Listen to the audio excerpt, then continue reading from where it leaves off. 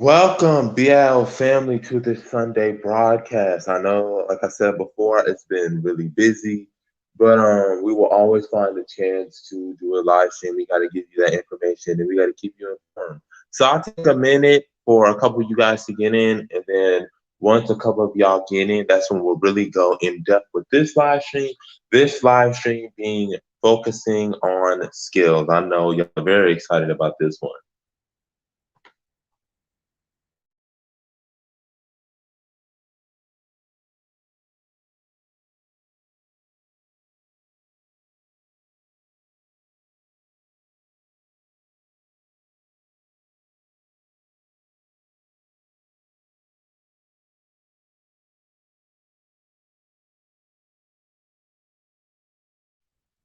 Well, ain't nobody in the chat yet.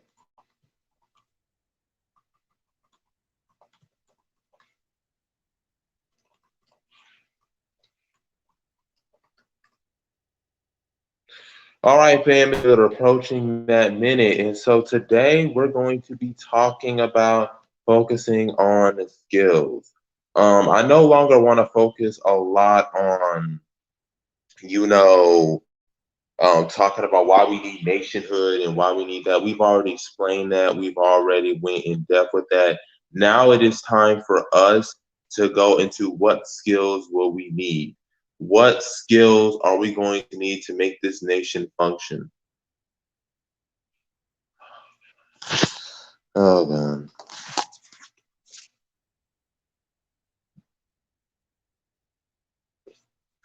All right, yeah, now we need to find what is going to make this nation sustainable.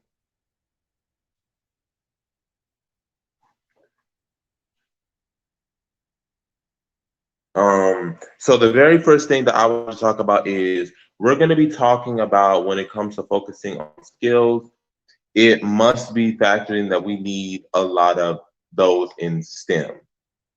And STEM is important because that's going to be our future investments. That's what's going to be our future in like space exploration, science, artificial intelligence. All this stuff matters. And I think that we need to, harpen on that. As we see, growth and development occurring throughout, much of the continent, throughout the world, it's going to emphasize that we're going to need those resources. We're going to need those, STEM majors, your science, your technology, your engineering, your mathematics. We're all going to need that. And therefore, we as the BL need to focus on that.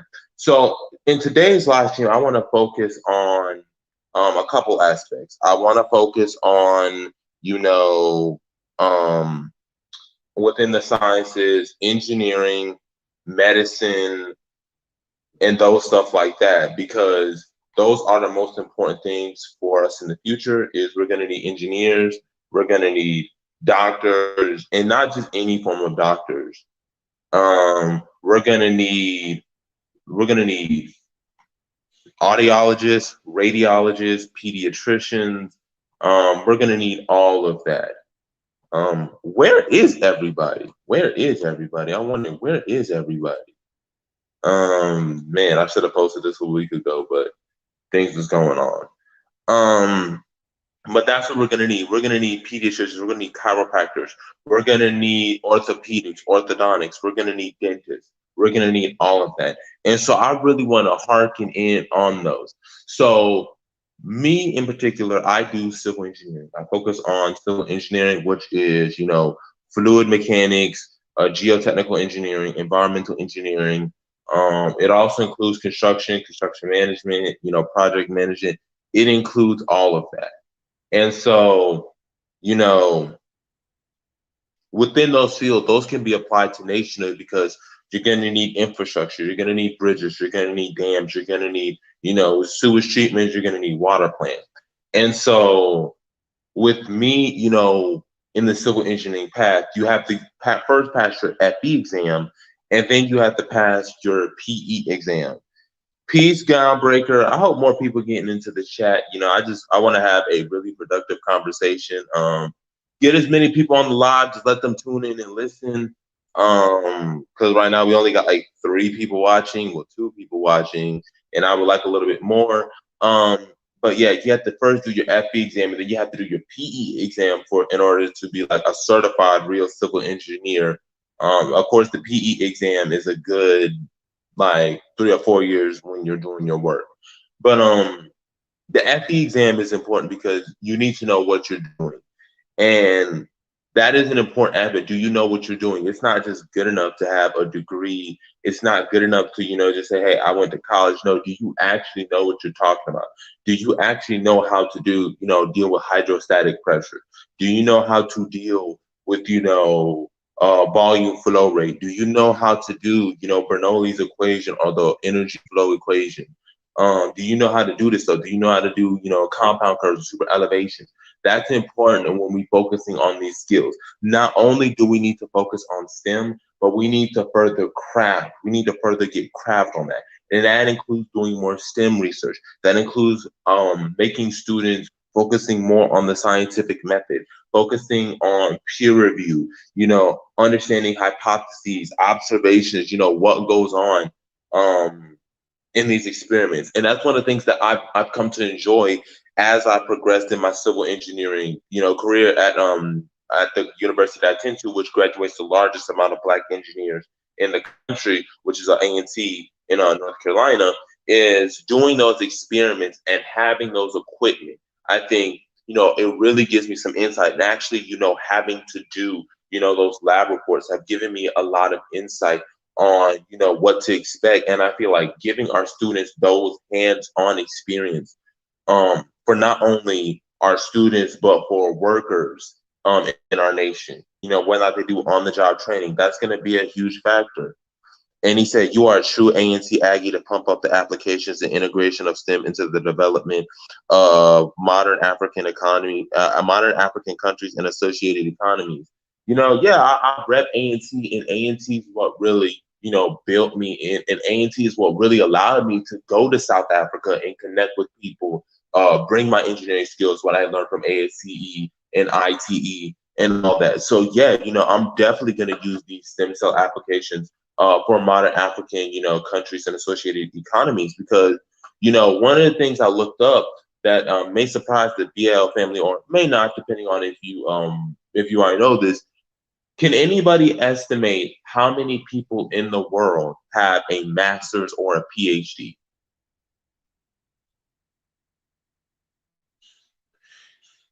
It is estimated that about 2% of the entire world, 2% of the entire world, not going by individual countries, but as a whole, 2% of all of the world's countries have people have PhDs, with Switzerland and Slovenia being the highest, but they're at 3.2%. So that just shows you how small it is to, yeah, he's right, about 5%. It's like 2, 3, 4, about 2 to 5% of the world's population has a PhD. Um, Percentage of the world's population who has like a master's is about 10%. So that just shows you, just how rare these degrees are. It's actually, masters, yeah, it's 10%. Yeah, the highest is like 10%. If we look at the entire world population just in terms of bachelors, it's only like 6.7% of the world's population has a bachelor's degree. So, and when we're talking about people within the states, about 13.1% of US adults had a master's or doctoral degree. So we're only talking about 1 out of every 10, 2 out of every 10 US adults having a, master's or doctoral degree, and doctoral degree is like 3 or 4%. So that just gives you the gist of the people that we need to be reaching out, and most in particularly why people like me are such a vital aspect to the BAIO. Not only do for me personally, I plan on doing civil for my bachelor's, but I hope to get my master's and up to hopefully a PhD in nano engineering. And nano engineering is a really tough field, but it's also one of the future strategic industries in the near future, because nano engineering deals with engineering on the nano level, on the nano scale, which is 10 to the ninth power. So it's really small. We're talking about like molecules. We're talking about, stuff like that. Atoms is really small things. And that's going to be important when you start designing construction, or construction materials, and you alter the characteristics, you alter what the material is made of, you alter the shear strength. That all comes into factor doing nano engineering. But I want to bring that skill because not many people have access to it. You don't have a lot of black people with PhDs. If you look at the percentage of black people with PhDs, I think it's like 1% or less than. So 6.5% of all doctorate people who earned a doctorate are black people have degrees. So 6.5% of all people who do have a PhD are black. And that just shows you just how few we've had. But when we talk about in the engineering field, it might be even less. So, I don't know too many, unless they work at a school like an HBCU or at a college, I don't see many, black professors with PhDs and stuff like that. I see a lot of masters, but PhDs, you really don't see that outside of. And that's where we need to focus our investments on. We need to do more campaigning on, getting our students in STEM, getting our students in medicine, getting our students in, economics. Because one of the reasons why Africa is behind, it's not because Africa doesn't have the resources, Africa doesn't, have the like the stuff that it needs. The biggest thing that's holding Africa back is human capital. It is human capital. It's great with the AFCTA that African countries will be able to do free trade. It's great for that. But what's the point in me exporting to Ghana if Ghana doesn't have the machines and the people with the human capital to process the chocolate or process the raw materials for me? You need people who can process those raw materials. You need people who have access to these machines, know how to make these machines, know the formulas of these machines and the materials that are needed to make these machines. This is what we need. And this is why those of us who live in the West, and if you live in the United States, you know, we need to bring those skills. That's why we in the diaspora need to come home. We need to go back to the continent. Yes, you are making more money in the West. Yes, we understand that. But you're not as needed in the West as compared to, Africa or any country in Africa, with maybe the exception being South Africa and Mauritius and Seychelles. But Seychelles and Mauritius are islands, right? So if you look at the U.S. meets the requirements. Okay, for my BAIO family who, are not aware, you're supposed to have one physician for every 600 people. That is what you're supposed to have. You're supposed to have one physician for every 600 residents. That means a nurse, mm,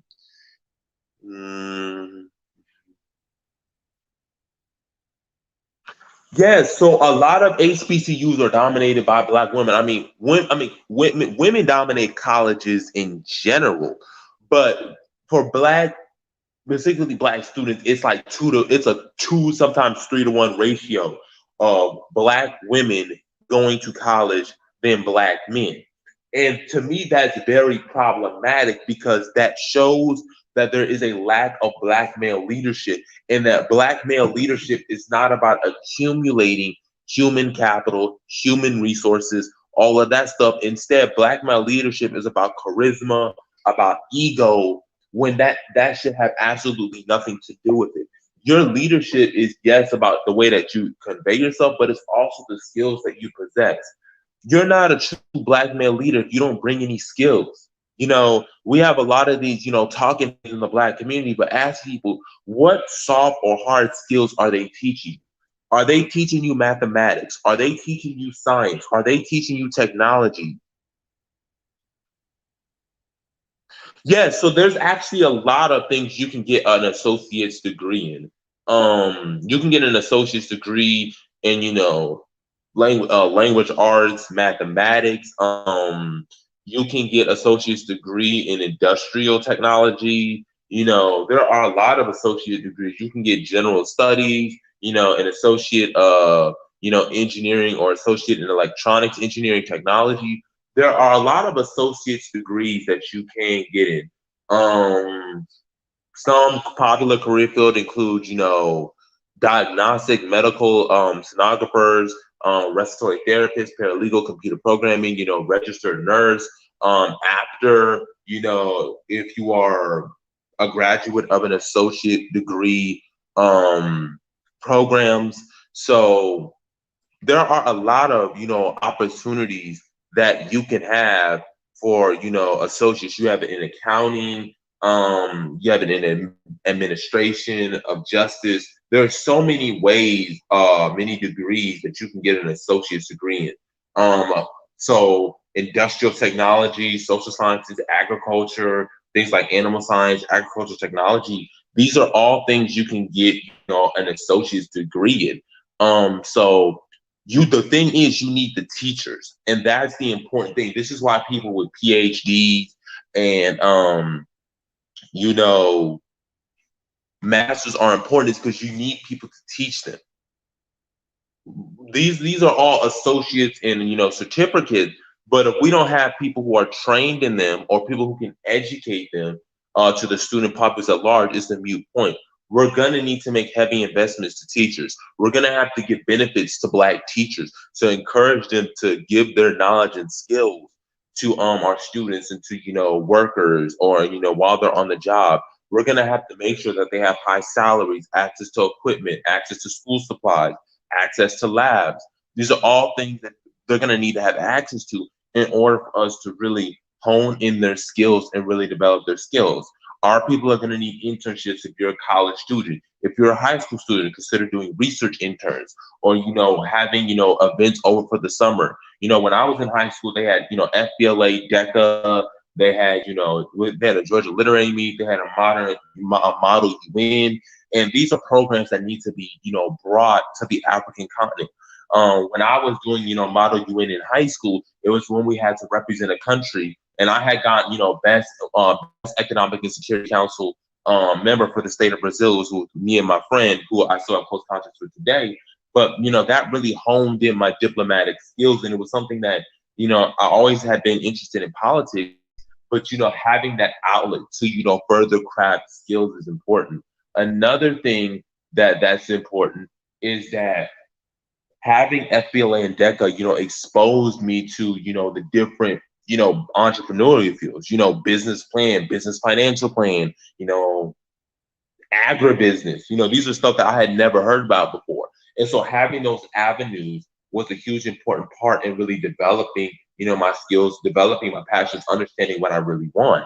And, in Africa, we have the least amount of universities. We have the second largest population, and we have the least amount of universities of any country on the planet, any continent on the planet. We have the least amount of universities. We're not serving enough students. We have a really low student to teacher rate faculty ratio. If you look at the top 200 African schools, not one of them is ranked in the top 100. The best are all in South Africa. I mean, if we want to look at it, it's the University of Cape Town, the University of Pretoria, the University of Wits, which is it's an Afrikaans word, it's a Dutch word. The University of Stellenbosch, the University of KwaZulu-Natal, the Northwest University, University of Johannesburg, University of the Western Cape. So I mean, or really, these are all in South Africa. So with the exception of the American University in Cairo University, and the University of Nairobi, all of the other ones are in South Africa. And the University of Cape Town's ranking is like 131 globally. So even then, the best university in Africa doesn't even compete with some of the other premier universities in the world. And that to me is deeply problematic, because you need universities that can compete with other global, universities. Jabari, can you talk about the power potential of collectively harnessing STEM-oriented HBCUs to intellectual capital and African economy? Is there a mindset to do this? So there are a lot of students who are interested in Black culture and who are interested in Africa. I think it's just it hasn't been taught to them yet. So one of the things that I like to do is I like to share videos with them. I like to educate them. He said, was that U.S. World Reporting? It's not just U.S. World Reporting. There are other indicators that show that the University of Cape Town is the highest ranked. So yes, U.S. News is one of them, but it's Times Higher Education. It's 4icu.org. Topuniversities.com, Scholaro.com, and you can look these up, and it shows like, yeah, the University of Cape Town is the best university, but it's ranked like number like what 131, like I said. So that shows that we don't have a lot of, we're not competing the way that we should. And I sent something to the BIO chat about how, Africa, the income gap between Africa and the rest of the world is growing. And that just shows that we are not doing enough. Yes, we are showcasing Africa to the world, but we got to be able to compete.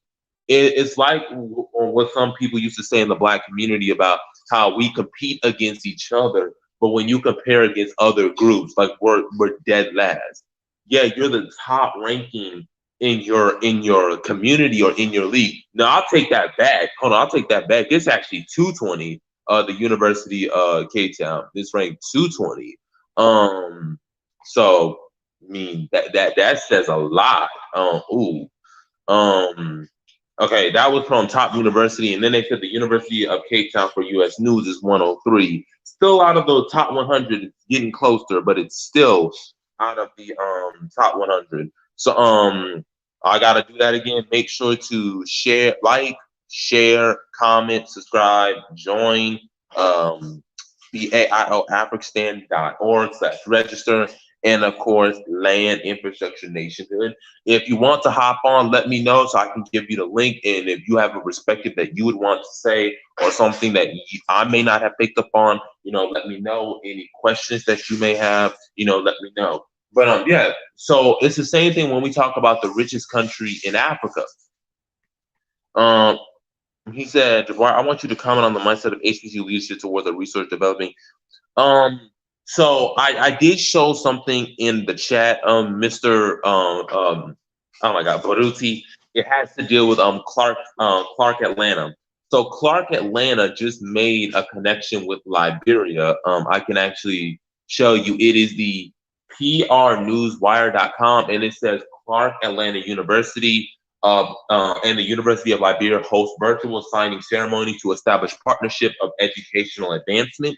So you can get that from that. So one HBCU is already making that step. I think that really now it's just honing it in so that this becomes more mainstream.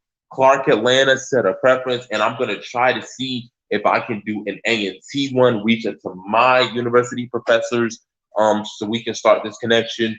Maybe reach out to my study abroad, maybe on in the future. But yeah, this is what the work is in the making, but it hasn't really blown up yet. So there is a little bit of a vision with that, and like I said, with Clark Atlanta doing it, that's the first major step. So to answer your question, yes, we just need to do it for all HBCUs, whether it's Bennett, whether or not it's Simmons College, whether or not it is Fayetteville, A&T, Winston, whether or not it's Claflin, it's SC State, you name these HBCUs, it needs to be established. And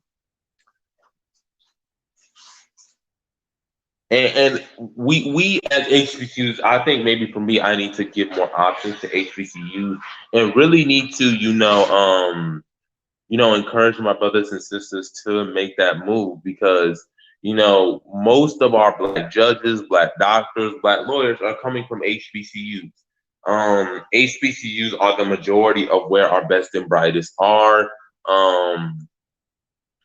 So I'm really reaching out to my students on campus, and that's why, I hope encouraging the BIO to have, leaflets, pamphlets, stuff like that, flyers, so that we can really advocate this movement to Liberia and really make it what we need to. Because I shared the Human Development Index in Liberia. It's like a 48, which is the same as Gambia or in here, Tanzania, but that's low human development.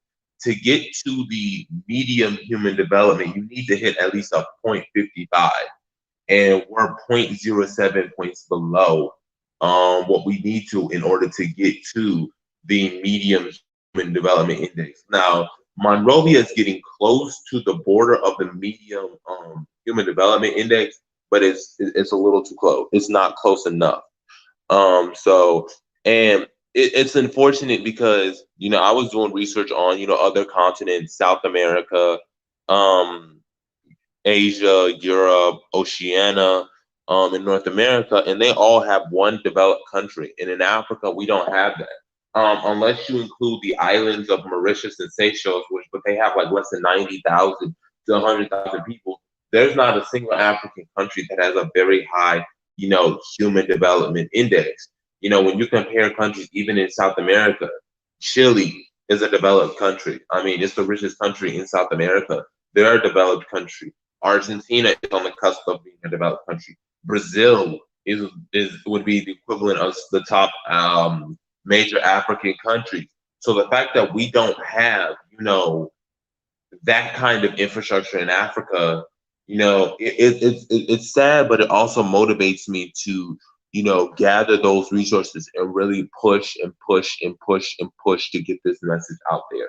So, yeah, any questions, any more questions? I know that I was focusing on, engineering in particular, dealing with universities. But another things that we have to do is we're gonna have to establish, relations with other African countries and other universities around the world. We're gonna have to establish, partnerships with countries that we may disagree with because we need access to those technology and infrastructure, and that infrastructure is not going to be built if we don't have access to their technology, or have access to their markets per se. So that is something that we will have to do in the future.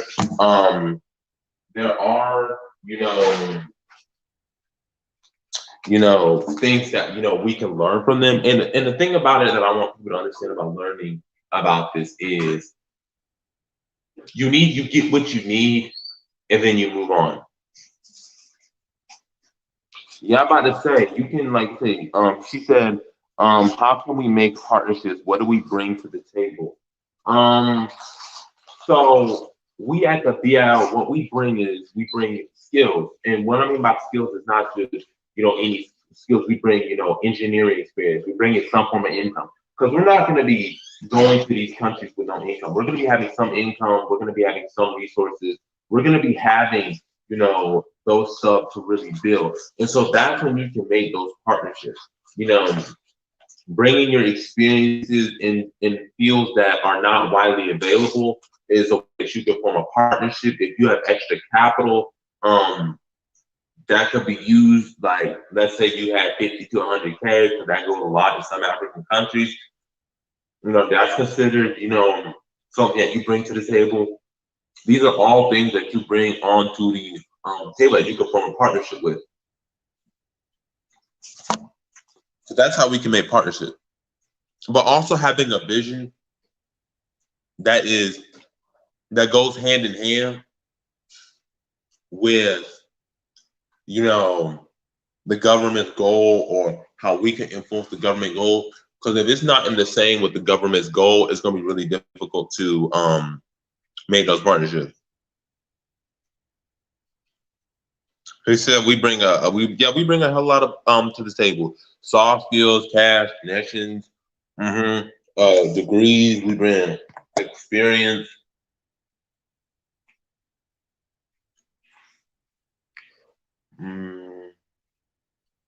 He said it's skills. Then, just as a session, can we begin one of a chain of universities? I'm going to need clarification, man. What you mean by chain of universities? Do you mean like, do we establish like an HBCU satellites in like Liberia, in West Africa? I would just need clarity on what exactly you mean, because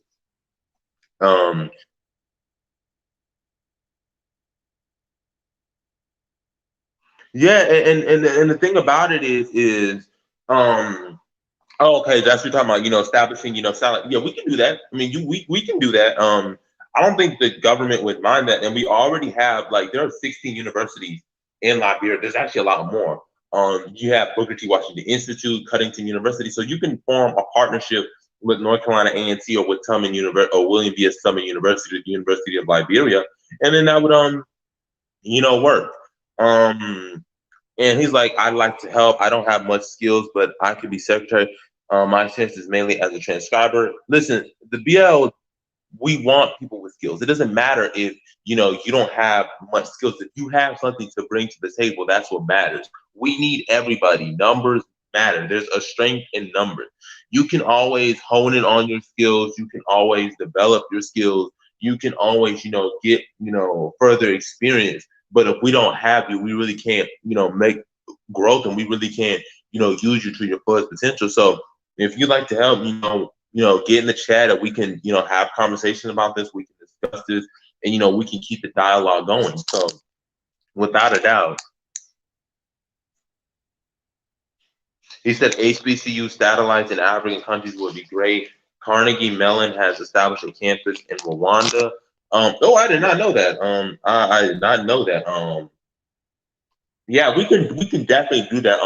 I would just really need to make that movement like go viral and really just speak to it to my upper chain of command. Not upper chain of command, but my upper in my department, the chancellor to get this stuff going. So yeah, I can do that. I could try to get that going or get it in the works.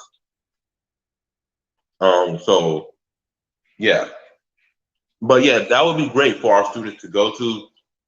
Um, I'm sorry, y'all, if I'm snacking on some fruit snacks right now, so that's all like I'm sounding the way that I'm sounding right now. My bad. But HBCU satellites in the African countries would be great. It would give access to it. It would give our students an escape hatch. Because I know that HBCU numbers have been surging. They have been surging due to racism and white supremacy.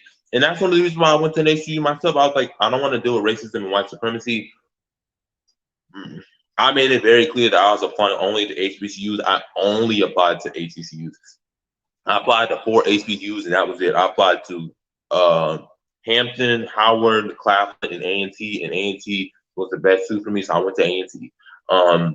But I made it very clear that I was not going to any. I didn't feel comfortable going to a PWI. I want to be at an HBCU. I wanted to be surrounded by my family. So yeah, that would be a huge big up, and it would also be a huge big up for Liberia because that would strengthen the connection.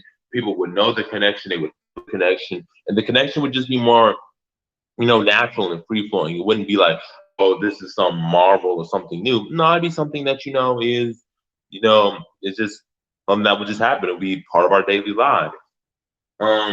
What else? Oh yeah, to add on to skills, we need to have the mindset of we want to be the best. And I know what people are saying. What do you mean? What do you mean? Isn't that what you're supposed to know? As I've done a lot of research on on the history of science and technologies and all that stuff, and especially the modern world. I'm tired of us being dead last. We're dead last in everything, and I'm tired of being dead last in everything. We're going to be the last continent.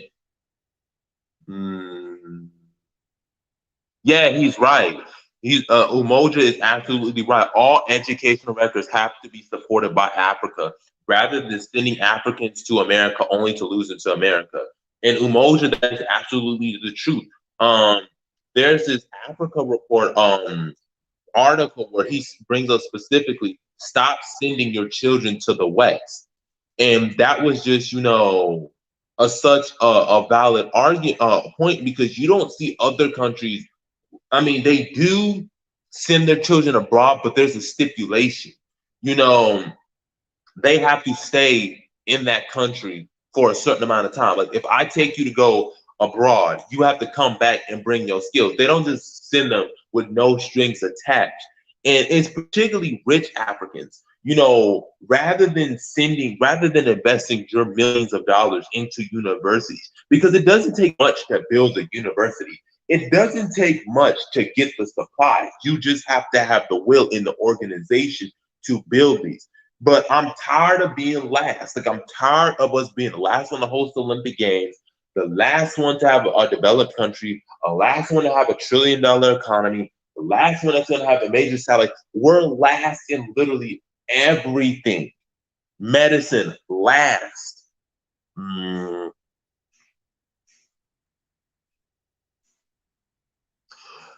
I understand that we need to stop looking at others, but what I'm saying is not so much that we need to look at others, but we need to see what they're doing and see, okay, if they're leading in, science and technology, we need to look at what they're doing and adjust and adapt it to our way.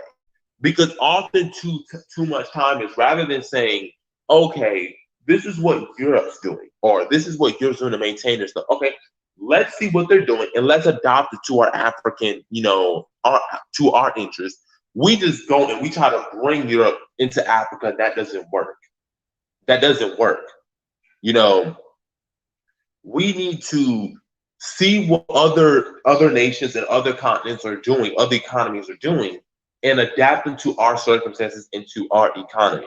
And I don't think we're doing that. What we're doing is we're just sending our children to the West, we're sending our children to America, and then we complain, well, we're not getting resources. Well, we're trying so hard to go to school outside of the continent, excuse me, not within the continent, and then we're mad that we're not developing as the way we should. Also, this coronavirus pandemic exposed a lot. It exposed what happens when you don't invest in your own economy. Look at Nigeria. When the coronavirus happened and the borders were being shut down, because you didn't invest in your healthcare, you didn't invest these skills, you didn't do none of that. Look at what happened to your healthcare system. You were now forced to use your own healthcare system. But see, your healthcare system and health facilities didn't have access to it because you underfunded them. You said, "Nah, let me do medical tourism," and then when the rubber hit the road with this pandemic, now you are forced to use the healthcare system that you underfunded, and therefore you're short on staff, you're short on technology, you're short on equipment, you're short on hospital facilities, you're short on beds, you're short on ICU. Now what? I mean, I'm not saying other continents don't have their issues, because they do have their issues, but they have access. They have enough. Yeah, that's the point, Umoja. That I understand where Miriam's coming from, but like that's one of the points that I was saying. Like, I'm tired of being dead last. Like, you have to look at what other people are doing and adapt to your circumstances. Because I agree. And with you, yeah, like we have to, we should be the best. We should want to have the most advanced economy. We should want to have the highest incomes. And that's what I was saying. We compete with each other like, oh man, look at us, man, we better than this African nation. And it's like, okay, now let's compare you to the rest of the globe. Oh, you're dead last. It's sweet that you're doing better than some of your other African counterparts. But when we compare you to the rest of the globe, you ain't even close. Like, they did the median income in Africa, nominally, not purchasing per capita, but nominally was like $2,000. For the rest of the developing world, it's $5,000.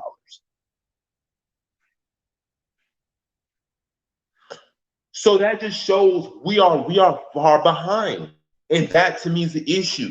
We need to look at where we are and say, are we with the global average? Are we superseding the global average? The point that I keep bringing up that to be factored in. When Africa gained its independence, Africa was richer than Asia. We had a higher GDP per capita. We had bigger economies. We were overall much more developed than Asia. Now Asia has taken off away from Africa. It ain't even close. First with the Asian tigers, then with China, now with India, Indonesia, Malaysia, Singapore, Philippines. I mean, Asia's Vietnam. These countries is going. Like these continents, Asia is going places. South America, like I said before, Chile, Argentina, Brazil. Brazil's $1 trillion economy. And of course, even in North America, let's exclude the United States from North America. Mexico's $1 trillion economy, and Canada's $1 trillion economy. Australia is $1 trillion economy. So you have $1 trillion economies in literally every other region. Every other region, they are borderline at very high human development index. They are borderline a developed nation. Mexico's on cusp of becoming a developed nation. Brazil is too. Argentina is pretty much there. On our continent, not even close. And we shouldn't, and like Umoja said, we supposed to be the first people, God people, melanin special, healers of the universe, yet we're at the bottom of everything. We don't have the major military powers that other regions of the world possess. Yet we have the lowest percentage of doctors, the lowest percentage of physicians, lowest amount of engineers, lowest amount of people with college degrees, lowest amount of universities, especially considering the amount of students that we have, and a lot of Africa's population is under the age of 18. Like, these are not good stats, and I understand we need to focus on the positives. Yes, we need to focus on the good things that Africa has, the resources that it has, some of the stuff that they're doing right. But at the end of the day, we got to have a mindset of we got to do business.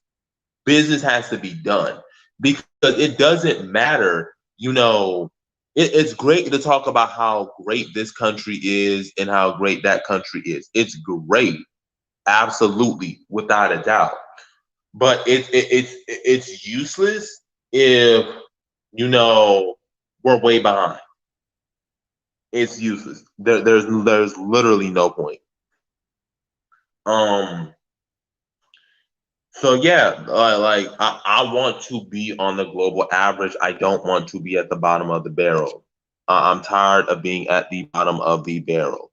That is me. I am tired of being at the bottom of the barrel, and you should too. You should.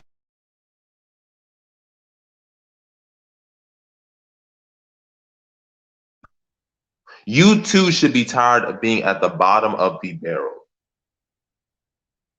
We should be like the rest of the world. And when I'm the rest of the world, I mean we should be having the same standard of living like the rest of the world. The average African should not feel like he should have to come to America or Europe to get a good quality education or to get good quality healthcare. They should not have to be doing that. They shouldn't. And unfortunately, that's the circumstances we have today. Any questions? Anybody want to hop on? Anybody, any comments? That's pretty much what this live stream was about. Is just focusing on skills. I'm done with the whole making the case for this and making the case for that. Nah, at this point, it's about skills. At this point, it's about time to further crafting, and that's what we need. If you can do marketing, secretary, administration, that's what we need. We need all of this. All hands on deck. Whatever you can bring it. We appreciate it. Science, like I said, if you're a doctor, lawyer, even if you're just a restaurant worker and you have idea how to manage restaurants, if you're a chef, if you do customer service, you do all of this stuff, mental health, psychiatry, psychology, neurology, transportation, wholesale, waste management, what else? Apparel, farming, non-metallic manufacturing, metallic manufacturing, all of this stuff that you bring, we value and we care about it. But yeah, that's what we need to be focusing on right now, skills.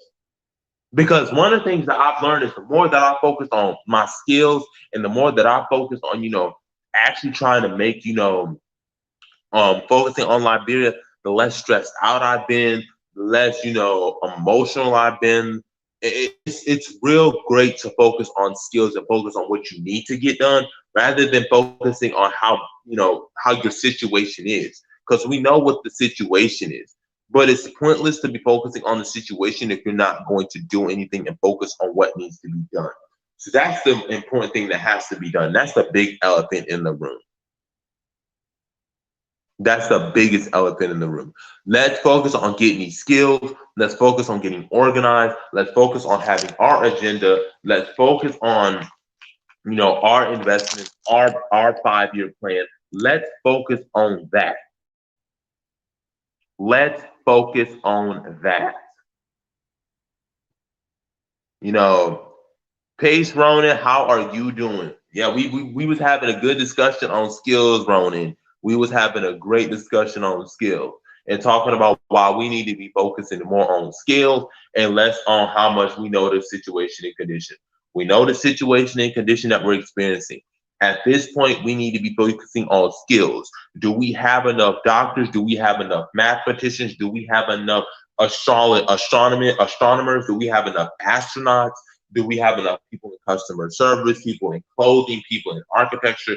That's what we need to be focusing on right now from this point on forward.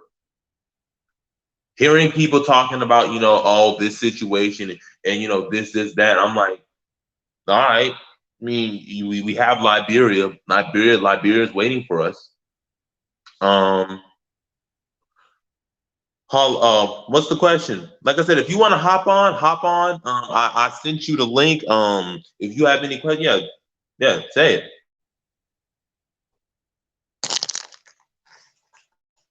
Let me eat my food snacks.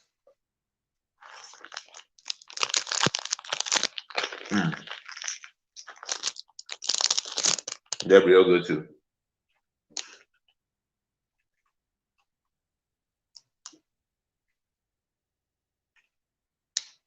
My apologies for smacking, but it's just the fruit snack is hitting today. But that's what we need to, and that's what I focus on. Yeah, hold up. I'm actually pretty well versed in AI and artificial intelligence. Yeah, it's gonna explode. Have you heard of what's called the technological singularity? I'm gonna type it in the chat. Look up this phrase, the technological singularity. Look up narrow artificial intelligence, general artificial intelligence, and then super intelligence. These are all terminologies that you need to know. Super intelligence. Another phrase you might want to know about is the word known as transhumanism. So those words, technological singularity, artificial intelligence, general intelligence, super intelligent. You have transhumanism. Like Vic Shepard said, Kurzweil talked about the singularity, and we need to be prepared for this. This is what I mean by we should not want to be the last ones. We need to prepare for this. We need to prepare for this upcoming thing that's going to happen. We need to be ready for transhumanism. It's going to happen whether we like it or not. Okay? The fusion between man and machine is going to happen, and we need to be prepared. There will be cyborgs running around here. Yes. There will be robots that are indistinguishable from humans. There will be robots that are superior to humans. We need to be upfront with that. It's not, I don't view AI, I'm not one of these AI pessimists. I don't view AI as being bad. My issue is with people with AI as people don't know how to manage it, and the wrong people having access to it. I need people who do AI and who are investing in AI to be guiding the policies on AI. I need AI to provide universal basic income, universal rights. I'm going to need that from my AI.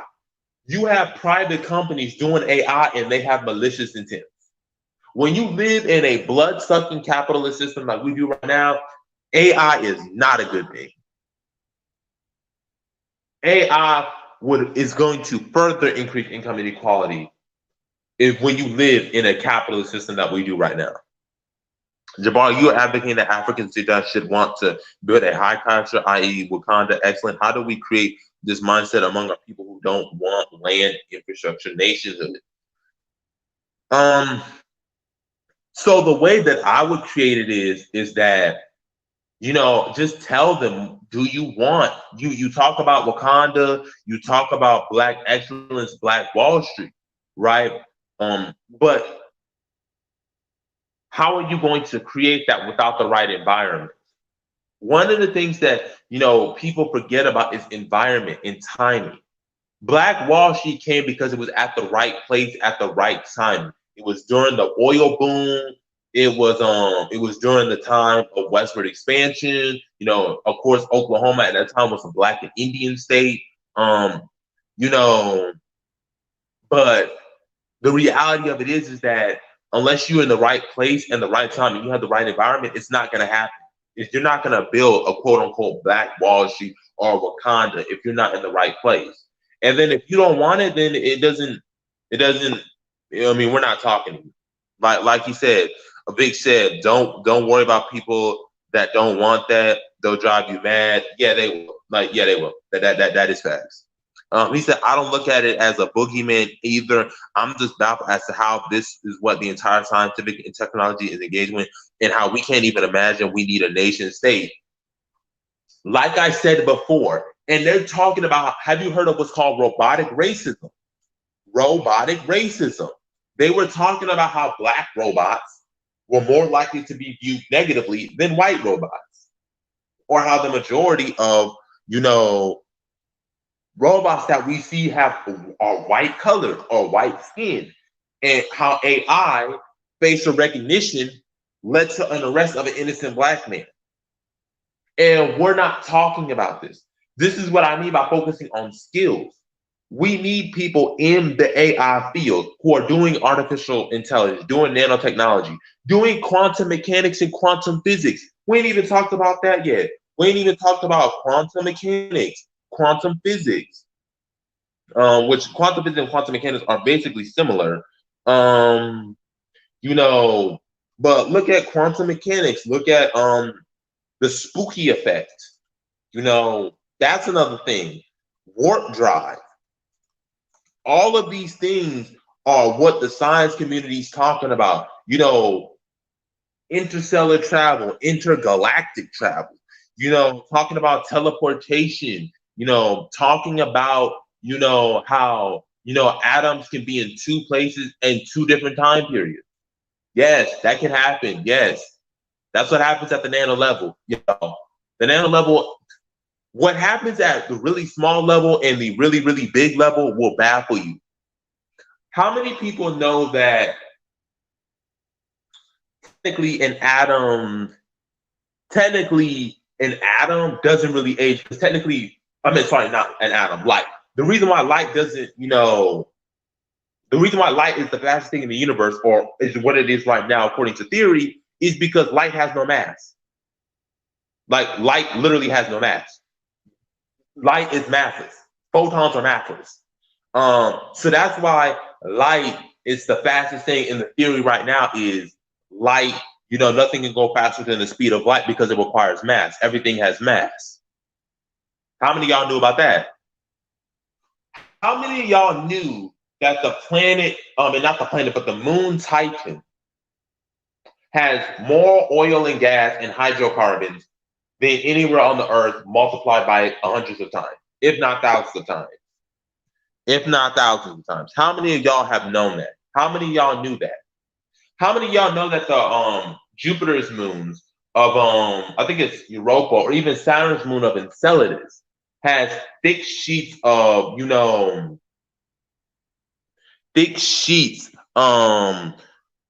of ice that go down miles deep. I'm talking about miles deep. Like, I'm talking about miles deep. I'm not talking about, like 1 or 2 miles deep, or even like the Mariana Trench. I'm talking about 10, 18 miles deep. And this is what folks are talking about in the scientific community. And we ain't talking about it. we got people in our community that are talking like it is the year 1920. Yeah, he said a year and a half ago, my daughter asked me about transhumanism. Mm-hmm. Yeah, it's happening. It's happening whether we accept it or not. And I'm not rejecting it. I'm embracing it and I'm adapting my way of thinking. That's all. I'm adopting it. They talked about Titan on an episode of How the Universe Works. Yeah, also Venus, black holes, supernovas. You know how in with the moon of Enceladus, right? Because it's so thick and the water goes deep. That it creates a situation where you could possibly have life down there. You possibly could have life underneath Enceladus right now because it may be warm and it may be even more habitable than what we have on Earth. This is what's got me pumped up. This is what's got me wanting to do civil engineering. This is what got me to do nano engineering. I'm pumped up.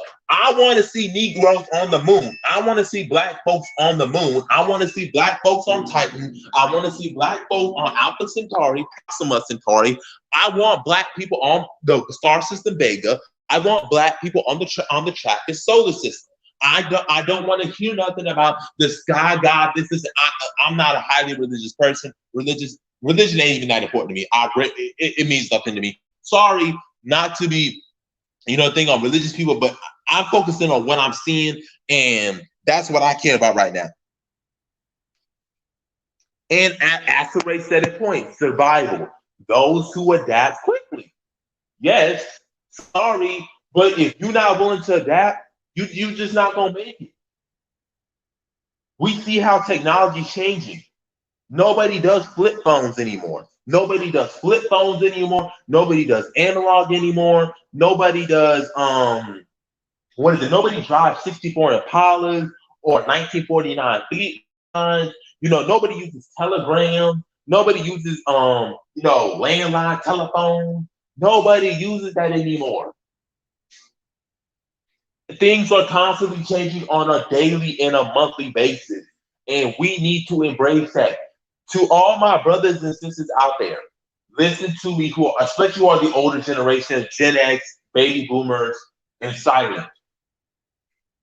You grew up in a different era. That's not the era it is today. I know that some of you like, I'm old school. I get it. I understand. But at the end of the day, the skills have changed. The environment has changed. The whole landscape has changed. The whole aspect of our future has changed. Social structures have changed. You have to change and adopt to the times. He said, I think our people need to call to action to realize we are at risk right now if we do not mobilize. Yeah, Ray, if our people do not understand what is going on, and there was even a concern, they were doing an article about how they were concerned that Africa might get even more farther behind with the fourth industrial revolution. We should be leading the charge on the fourth industrial revolution, the fifth industrial revolution. We should be leading the charge on it. We have the youngest population in the world. We should be the trendsetters in not only culture, we should be the trendsetters in science, the trendsetters in politics, the trendsetters in all of that. We should be determining that, knowing that our population is going to double from 1.2 billion to 2.4 billion by the year 2050, and even might pass Asia by the end of the century. Like what? We need to be focused on that. And Holub said it right here. Perfect point. When technology went from analog to digital, not one black person's opinion about it affected a damn thing. No one has an 8-track player in their car in protest. That's exactly the truth. Nobody has this stuff anymore. And Holub, let me ask everybody in the chat. Would you go back to using an 8-track player in your car or going back to analog? Would you want to use a protractor or would you want to do everything by hand rather than using a calculator? Would you rather type on a telegram or a typewriter, whereas if you made a mistake, you had to take the paper out, you had to start all over?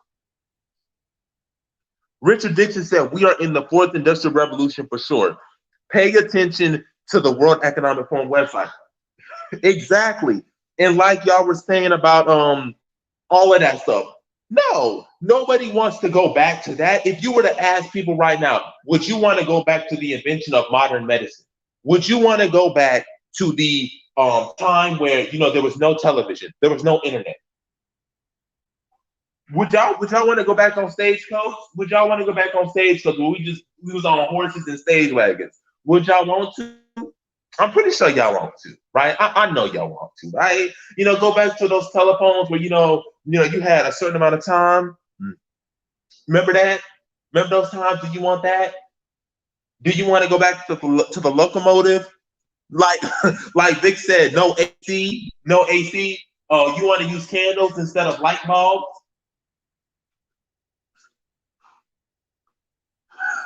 Like nobody does that. Nobody wants that. I don't want that. Life has been made so much easier for us.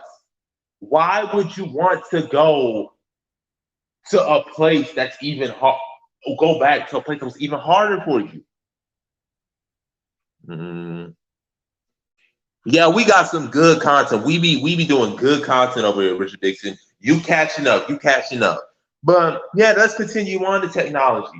Do y'all want to go back to a time where back when they had surgery, since they didn't have no anesthesia, you just cut off the entire leg with a chainsaw, with a saw? Because that's how they used to do surgery before anesthesia was made. This is what I mean. We need to be the leaders of it.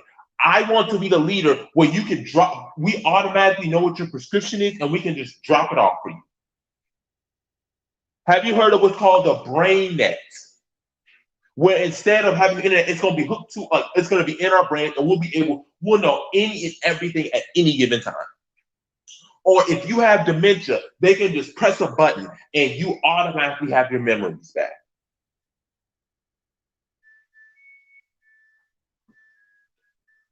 That's what they're doing right now. And that's why I really want to focus on the skills, because we get the politics, we get it, but we don't need that anymore. We get it.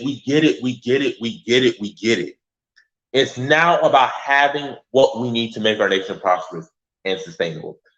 That is what matters. And that's what we need to be focusing on. Anybody else talking about this pseudo stuff, that what I would call like pseudoscience or mythology or folklore or folktale, say, listen, that is folklore and folktale. I understand that's what you believe, but right now we're focused on getting these skills and getting these trades. That's what we're focused on. We have an agenda. We have goals.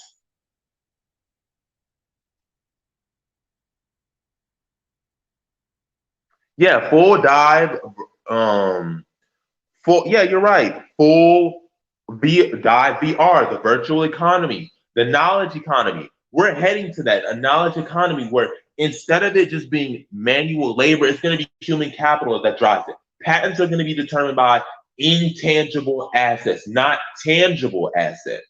And like Cole said, woke boost. Yeah, woke boost. Sit down. If you're on that woke, like, it's good to be woke, but people have misconstrued what the word woke means. I mean, I don't use the word woke. It's just, I mean, what? Like, what does that even mean? Like, to be woke, you should have already been woke. Like, was you asleep? Was you knocked out? I mean, I understand some people may have been, but like, if you're really knowledgeable and stuff, that's not wokeism. That's just you facing fact and reality. But if you on that folk tale, that folklore, that mythology stuff, I'm sorry, but I got a distance. Like, I'm not going to be paying you much attention because I'm focused. We have, like I said, we have goals, we have an agenda, we have a mission. And when you have on a mission and you know where you want to travel and you know the direction you're going into, that person is just a speed bump or that person is a roadblock that you just got to drive around. And that's it. And if you're willing to help us, we'll gladly partner with you. But if you're not, we're gonna let you go. I'm sorry. Presently, Africa needs appropriate technology, tech that is suitable to the social economic conditions of the geographic area in which it is applied to. is environmental sound and promote self-sufficiency. That's what it should be. It should be for the advancement of African people. It shouldn't be for any other purposes else. It shouldn't be for the benefit of multinational corporations. It shouldn't be to give, for Elon Musk or Jeff Bezos. It shouldn't be for that. I don't want to see Amazon in Africa. I don't want to see Amazon in Africa. I don't want to see one Amazon delivery station in Africa.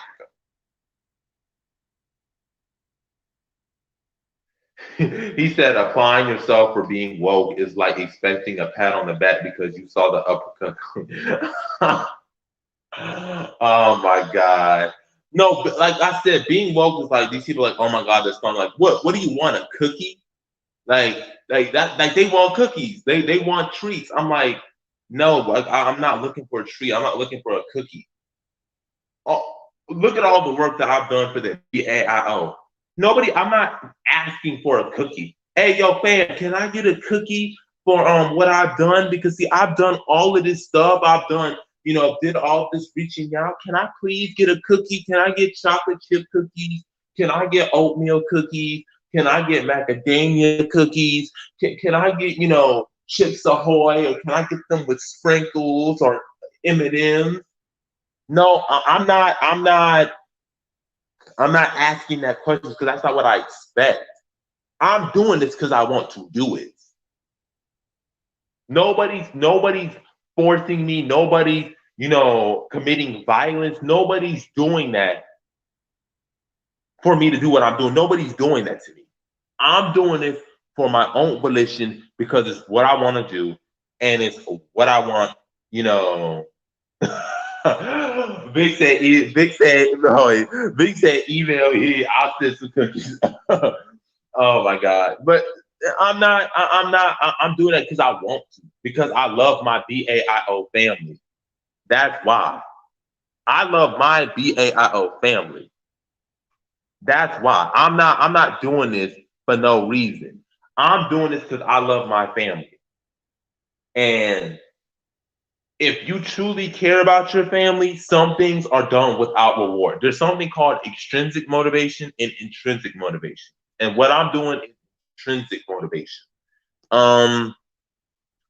Paula said, you'd be surprised how many people have heard about the BAL and land infrastructure nationhood, and yet they are still listening to these other groups in Black Talking Head. I don't, wait, what? Wait, I don't get it. I don't get it. He said, Richard Dixon said, I think we not gonna be able to stop Twitter, Amazon, others that go over there. I'm hoping all programmers that come out there will eventually create their own companies. I hope so too. I really hope so too. We really need it. We really need it. Man, my thing just froze. My thing just froze. Hold on, y'all. Give me a moment. My thing is just acting a fool right now. My thing is acting a fool right now. Hold on. Give me a second.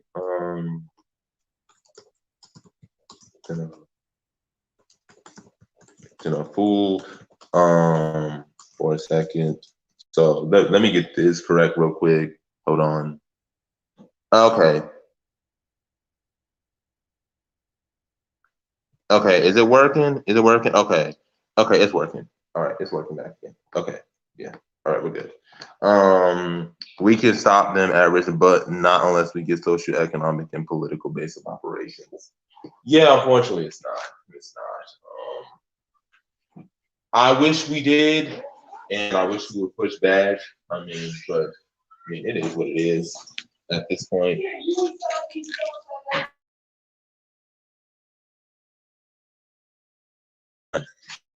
Yeah, I wish. Clean. Yeah, I really wish, but unfortunately, like.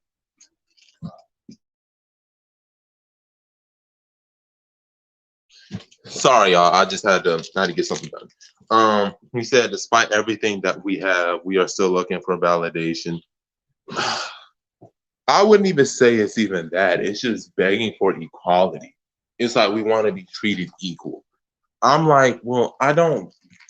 There's nothing wrong with equality, but my thing is, if you're gonna mistreat me like this, I don't want equality. I don't. I want independence. I want self-sufficiency. Um, so that's what I would say. I don't want equality if you're going to mistreat me like that. I'll take independence any day. I take independence because that's what matters. That's what matters. I want independence. I want self-sufficiency.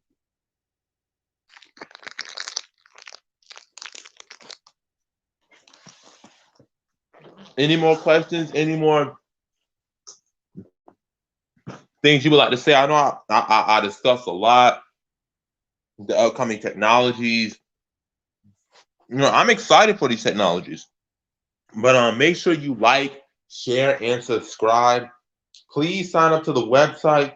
Please be at the lounge. So like, share, subscribe, comment. Please come to the lounge. The lounge starts at 8 p.m. Eastern time. I'm looking to see all of you guys there. We're going to be having some good topics today. We're going to be having some good topic today. So please, oh my God, I saw the lounge wrong. Oh my God. Let me start that over. Oh my God, that is abysmal. Oh.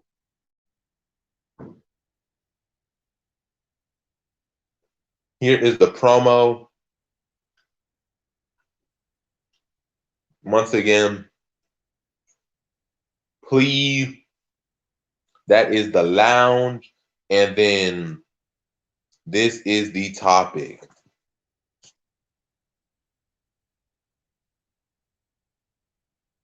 He said, "Can we please give some love to the BL website and not Facebook? Pretty please with sugar on top." Oh my God. I hope so. We really need to. Let's make the BL website the best that we can. That's what matters. But yeah, make sure you gonna be there for tonight. You will not forget it. It's on Discord, so make sure you sign up to the website so that we can get you more involved in the Discord and we can have these conversations. All right, fam. If there's nothing else, thank you guys for tuning in. And peace, fam. I'm looking forward to it. So if you are he said the platform is there, we just have to use it, and that is correct indeed. So remember, everybody, like, share, subscribe, come to the lounge. I'm looking forward to hearing everybody's opinions on this subject on family values. Remember, the lounge is at 8 p.m. and the topic is going to be about family values. All right. And this is the last comment I will say. Jabari, I debated somebody with recently. I said I thought that most of us see ourselves as Black but not African. The person thought that Black Panther and Wakanda plant changed our thoughts. It did to a certain degree. I mean, it was a Marvel comic, and so anything Marvel, I mean, doing that did make us get to our African senses a little bit. I wish it didn't have to take that, but it was a stepping stone, and especially considering that happened before the year of return, that's what I mean, it did have some benefit. But all right, fam, thank you guys. Love all the love that you guys give me. All right, fam, peace.